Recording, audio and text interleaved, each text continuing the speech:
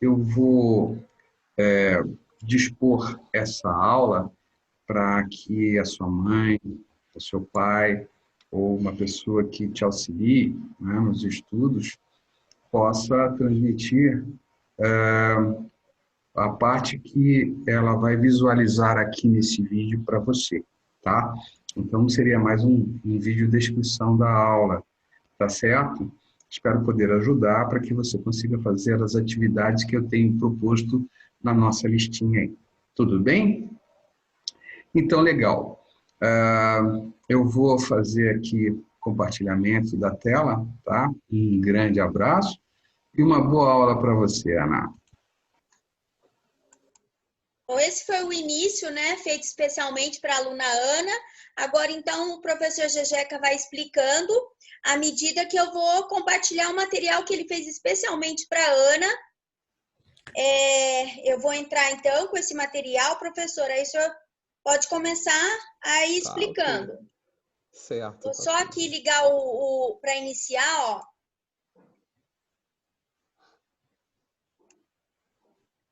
Muito bem, nós temos aí a abertura, né, gentilmente criada aí no PowerPoint pela Fabiola, tá certo? É o tema da aula matrizes, tá certo?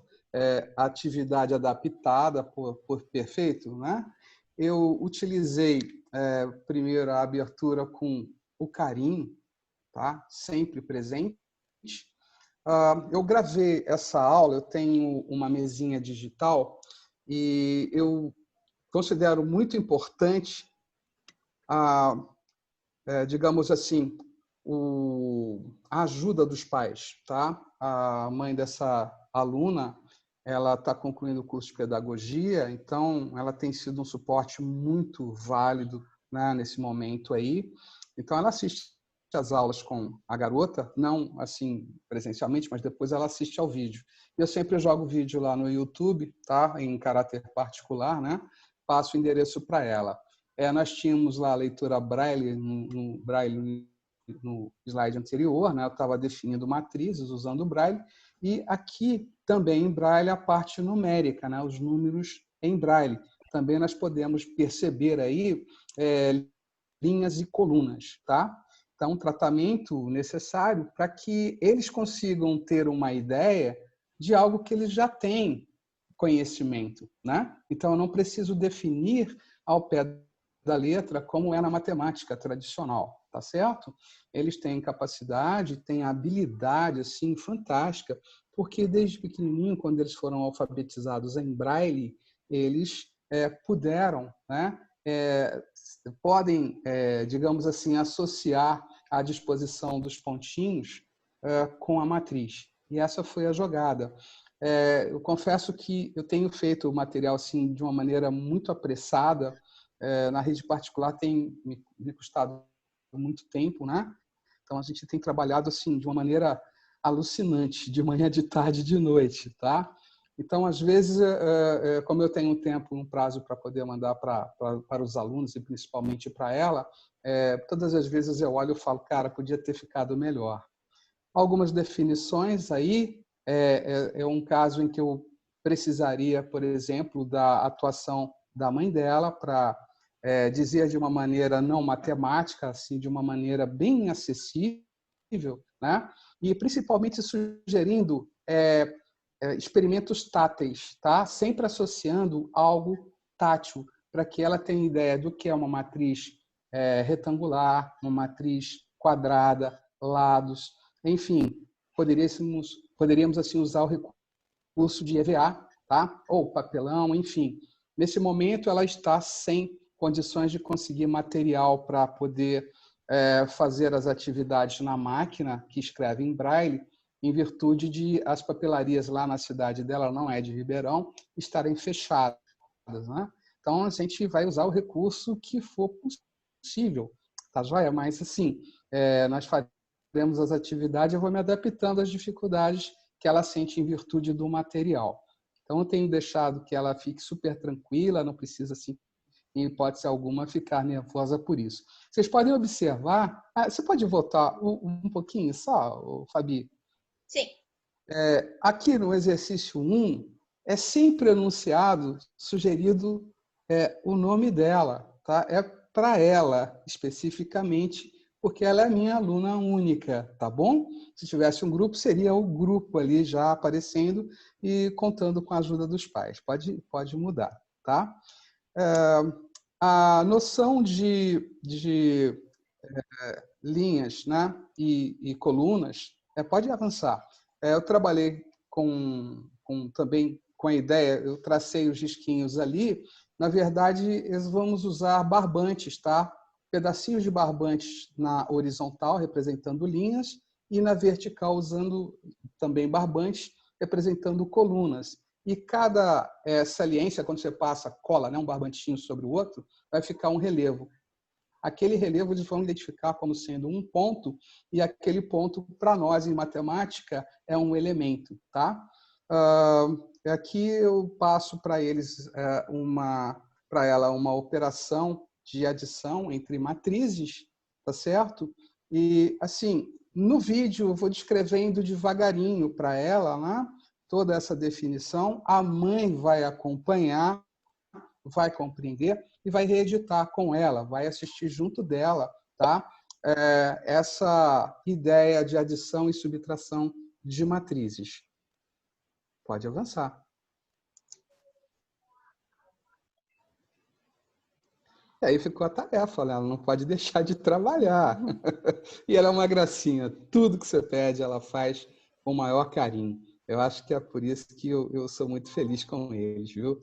Eles dão um retorno incrível para nós, gente. É fantástico. Muito bom, professor. Nós, professores, assim, nós precisamos assim de capacitação, de especialização, tá? Os conteúdos curriculares, eles precisariam, né, e até mesmo a avaliação de todos os alunos que nós temos, eles precisam sofrer algumas reformas, né? Eu acho que fizeram reforma, aí veio o BNCC, mas e não fizeram assim de uma maneira que eu esperava, tá? Parece-me que os meus alunos especiais ficaram de fora. Aqui é uma atividade de trigonometria. A ideia de circunferência, ela teve que usar CD, eu sugeri lá CD ou DVD para fazer recorte, identificar quadrante, né? Então, foi feito a identificação dos quadrantes também em braille. A maior parte das coisas é em braille, colagem, né? Foi à distância, assim, algo que foi muito produtivo, tá, para ela. Aqui eu acredito que ela tenha tido um pouquinho mais de dificuldades, também teve a necessidade de uma intervenção bem ampla por parte da mãe, né? Depois, nós, assim, particularmente, pudemos conversar, pudemos trocar ideias e chegar a algumas conclusões. Eu ainda acredito que tanto a gente tentou passar, mas a distância é complicado, talvez assimilar esse tipo de exercício que eu fiz aqui no 3 não foi assim muito proveitoso, porém a estratégia, o erro de estratégia tenha sido basicamente meu, tá? Eu preciso pensar ou repensar numa forma diferente, tá? Eu estou aprendendo, viu, gente? Muito bacana. Professor, me chama muita atenção quando você se coloca nessa posição de aprendiz, como todos nós somos sempre, né, na vida, e a questão, você disse uma frase assim, que você vai se adaptando de acordo com as dificuldades que ela vai tendo. Quer dizer, é o que você disse agora, muitas vezes, né, a gente julga o aluno como tendo dificuldade, na verdade a dificuldade é na gente que está propondo, forma que está propondo aquela atividade, né? Exatamente. E volta para aquele ponto de partida que você colocou anteriormente, que o ponto de partida é conhecer o aluno, né, para poder aprender a lidar com ele. Então, incrível, é isso mesmo. E eu ainda ampliaria essa visão sua para a sociedade, né? A deficiência não está no indivíduo, está na sociedade. Se a sociedade estivesse preparada para para recebê-los também, né, que isso é o sentido da inclusão, a deficiência não existiria se não tivesse essa interação com essas barreiras, porque as barreiras estão aí, foram postas aí pela sociedade. Então, né, se uma pessoa não consegue um acesso aí que seja arquitetônico, é a sociedade que não está preparada para que ele possa andar na rua, não é? É Então, verdade, é verdade. muito interessante essa sua colocação. E nós, Fique à vontade se professores, quiser, pode falar. Nós, professores, nós temos, assim, ter a grandeza de aceitar essas diferenças em sala de aula, tá?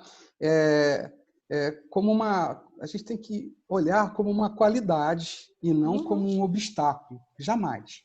Jamais como obstáculo, tá? E respeitar que cada aluno, ele aprende ao seu tempo e no seu ritmo e do seu jeito. Nós temos que aprender com eles. Tá? Cada um deles tem uma peculiaridade, tá? Bem assim. Perfeito, professor. Muito obrigada, viu? Obrigado a você.